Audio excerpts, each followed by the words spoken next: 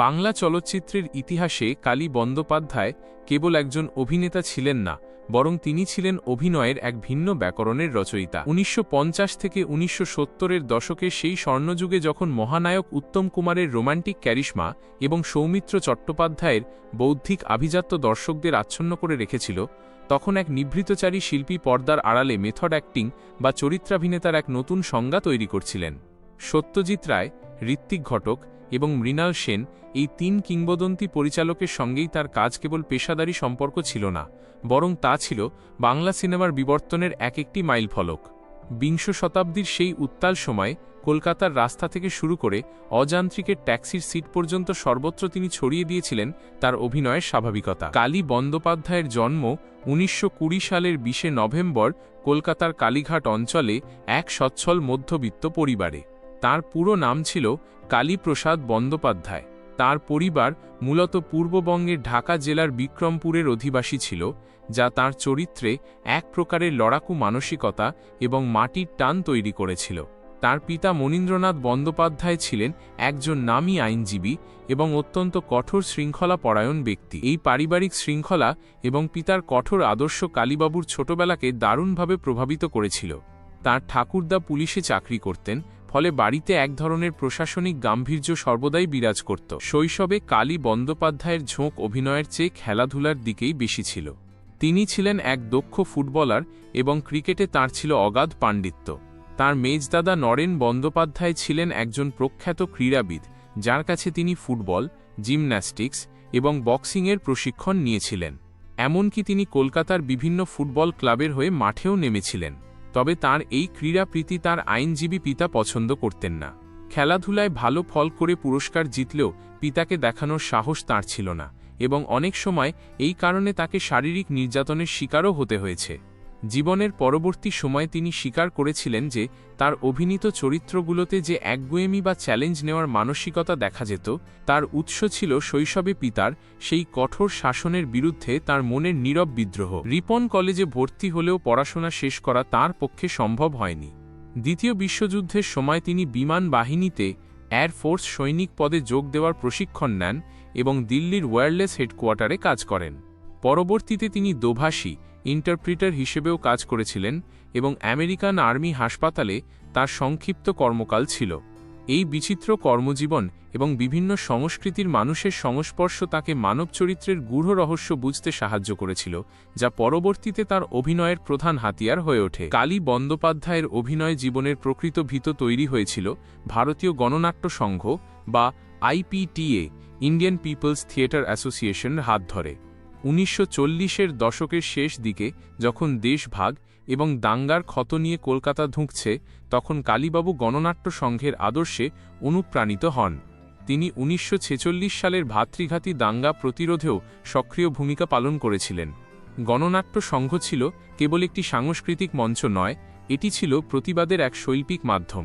সেখানে তার পরিচয় হয় ঋত্বিক ঘটক এবং উৎপল দত্তের মতো প্রগতিশীল শিল্পীদের সঙ্গে। গণনাট্য সংঘের প্রযোজনায় রবীন্দ্রনাথ ঠাকুরের বিসর্জন নাটকে জয়সিংহের চরিত্রে অভিনয় করে তিনি ব্যাপক প্রশংসা পান।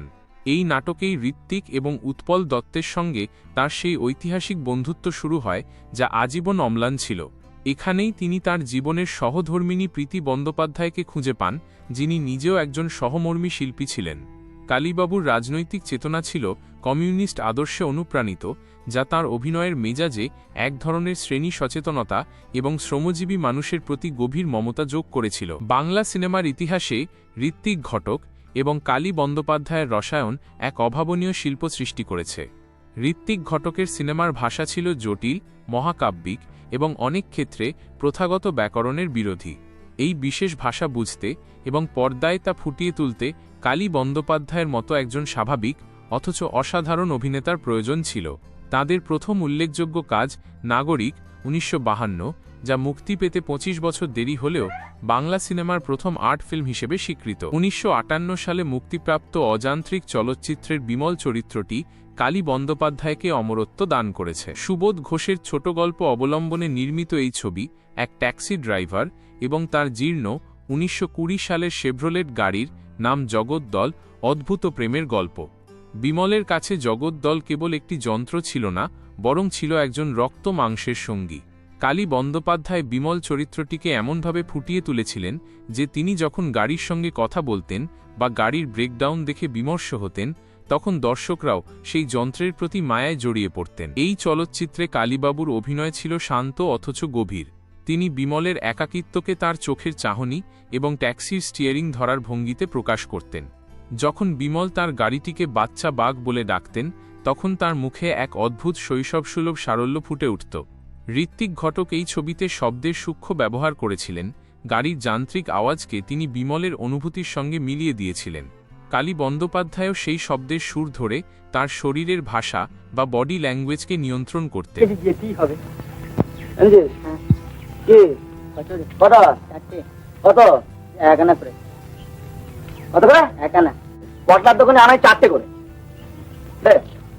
চলচ্চিত্রের শেষে যখন গাড়িটি স্ক্র্যাপ হিসেবে বিক্রি হয়ে যায় এবং বিমল একটি ছোট বাচ্চার হাতে ওই গাড়ির হর্ন শুনতে পায়, তখন তার বিষাদমাখা হাসি মেথড অ্যাক্টিংয়ের ইতিহাসে এক বিরল উদাহরণ হয়ে আছে। পর্দার সেই দাপুটে অভিনেতা ব্যক্তিজীবনে ছিলেন অত্যন্ত সাধারণ এবং নিভৃতচারী। তিনি কোনোদিন গ্ল্যামার বা প্রচারের আলোয় আসতে চাননি।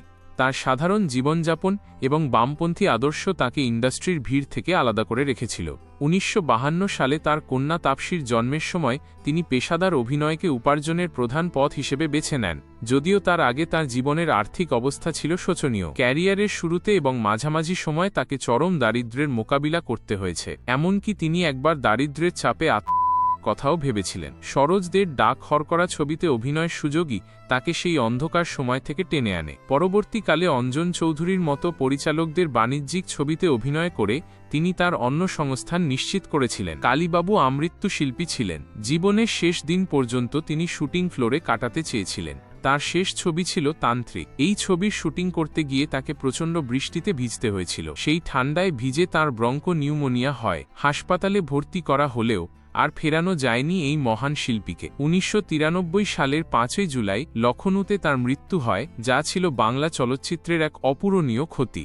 উত্তম কুমার একবার বলেছিলেন যে সৌমিত্র নন বরং কালী বন্দ্যোপাধ্যায় তার প্রকৃত প্রতিদ্বন্দ্বী। ছবি বিশ্বাসের সঙ্গেও কালীবাবুর রসায়ন ছিল দেখার মতো। সবার উপরে বা শেষ পর্যন্ত ছবিতে তাঁদের সেই আভিজাত্য বনাম সাধারণ মানুষের সেই লড়াই বাংলা চলচ্চিত্রের ইতিহাসের সম্পদ। কালী বন্দ্যোপাধ্যায়কে বাংলার মেথড অ্যাক্টিংয়ের অন্যতম পথিকৃৎ বলা হয়, কারণ তিনি অভিনেতাকে চরিত্রের দাসে পরিণত করতে পেরেছিলেন। তিনি কেবল স্ক্রিপ্ট পড়তেন না, বরং চরিত্রের অতীত, বর্তমান এবং ভবিষ্যৎ নিয়ে গভীর চিন্তা করতেন। তার অভিনয় কেবল বিনোদন দেয়নি, বরং দর্শকদের ভাবতে শিখিয়েছিল সমাজের সেই সব অন্তজ মানুষদের কথা যাদেরকে ইতিহাস ভুলে যায়। ঋত্বিক ঘটকের সেই অযান্ত্রিক ট্যাক্সির মতোই কালী বন্দ্যোপাধ্যায়ও ছিলেন বাংলা সিনেমার এক স্থাবর সম্পদ, যার অভিনয়ের রেশ আজও অম্লান। বন্ধুরা, কালী বন্দ্যোপাধ্যায়ের মতো এই মহান শিল্পীর জীবন কাহিনী আপনাদের কেমন লাগলো? বাংলা সিনেমার এমন আরও অনেক কিংবদন্তি অভিনেতাদের অজানা গল্প জানতে আমাদের ভিডিওটি লাইক করুন